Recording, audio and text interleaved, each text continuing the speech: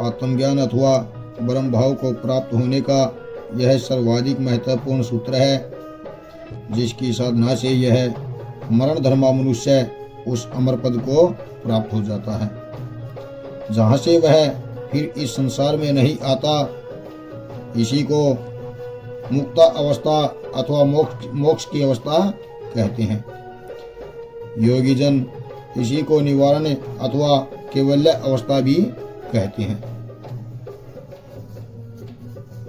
जो योगी जन होते हैं वह इस मोक्ष की अवस्था को निवारण अथवा कैवल्य अवस्था कहते हैं। मनुष्य शरीर की रचना का आरंभ चित्त निर्माण से होता है। इस चित्त में अहम भाव पैदा होता है, जिससे कामनाएं जागृत होती हैं। यह सभी कामनाएं अहम भाव से ही उत्पन्न होती हैं। इसी कामना की पूर्ति के लिए वह विचार करता है तथा निर्णय लेता है, जिससे मन एवं बुद्धि का विकास होता है तथा इनकी क्रियान्विति के लिए ज्ञान इंद्रियों व कर्मेंद्रियों का विकास होता है, जिससे शरीर का निर्माण होता है। इसलिए शरीर रचना में कामना ही उसका बीज है, जिससे मनुष्य इस संसार में आता है। एक कामना ही उस का बीज है, जिससे मनुष्य बार बार जन्म लेता और मरता है। यह कामना चित्त की गहराई में रहती है, जो परोक्ष रूप से मनुष्य को कर्मों में प्रेरित करती है। कर्मों का फल होने से उन्हें भोगना ही पड़ता है। उन कर्मों के फल को भोगना अनिवार्य है, जिससे मनुष्य को बार बार जन्म धारण करना पड़ता है। जो जैसा कर्म करता है उसी के अनुसार उसको भोगना पड़ता है। ये कामनाएं चाहे सांसारिक भोग की हो अथवा स्वर्ग भोग की, चाहे वे मुक्ति की हो, कामना तो कामना ही होती है।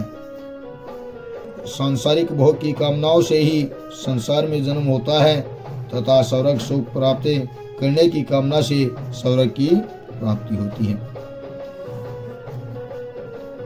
जो कर्मों का ही फल होता है, काम्य विषयों की आसक्ति के कारण ही वह ईश्वर प्राप्ति से वंचित रह जाता है।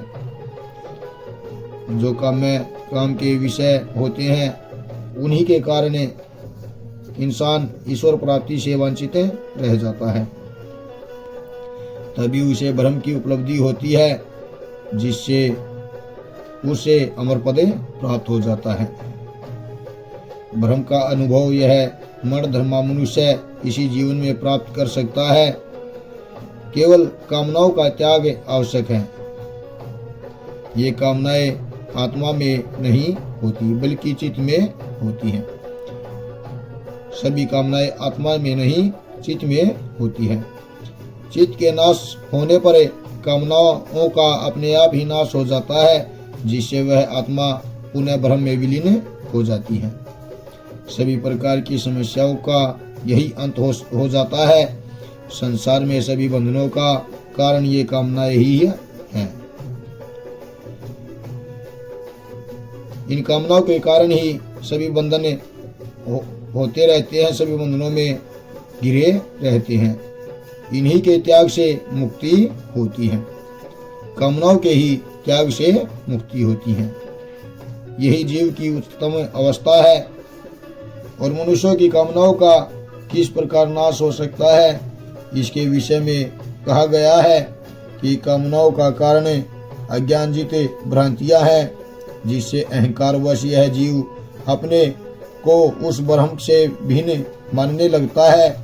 यही अविद्या है, जो सभी प्रकार के क्लेशों का कारण है।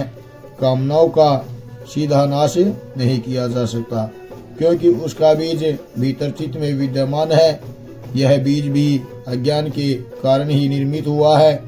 कि जब इस जीव चेतना को आत्मानुभूति हो जाती है, तो वह अपने को ईश्वर स्वरूप ही मानने लगता है। उसी अवस्था में उसकी इस अज्ञान जनित ग्रंथि का छेदन होता है, जिससे उसकी सांसारिक कामनाएं नष्ट हो जाती हैं। इसलिए इन कामनाओं पर नियंत्रण करके आत्मज्ञान की ही चेष्टा करनी चाहिए, जिससे मनुष्य को यह अमर पद इसी जीवन में प्राप्त हो सके। सभी कामनाओं को नष्ट करके मनुष्य को इसी जीवन में अमर पद की प्राप्ति हो सकती है। समस्त वेदों का यही सार है, जिसे ब्रह्म पद की प्राप्ति हो जाती है। जय सिया राम।